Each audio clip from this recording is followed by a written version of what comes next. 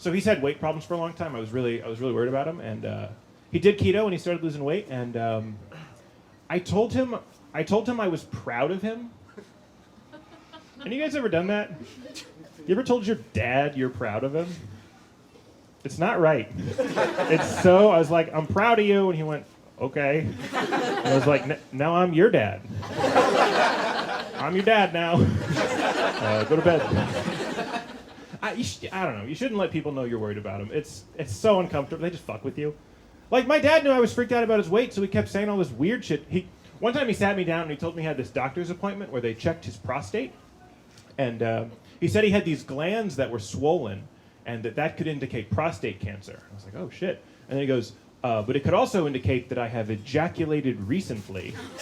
And I was like, okay. And then he winked at me and he went, your old man's going to be just fine.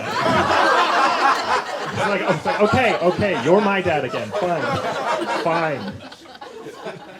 No, being home, I really got to look at my parents through kind of adult eyes. You know? Like, I never realized how much my mom worries. When I came back to New York, she was so afraid I was going to get mugged that she made me download an app that lets her track my location, and then it's like a distress button, right? So that way if someone tries to mug me in New York City, my mom in Richmond, Virginia will know immediately, right? They're like, hey, give me your money, and I'm like, it's too late. I push the button, and any second now, my mom is going to mute the TV.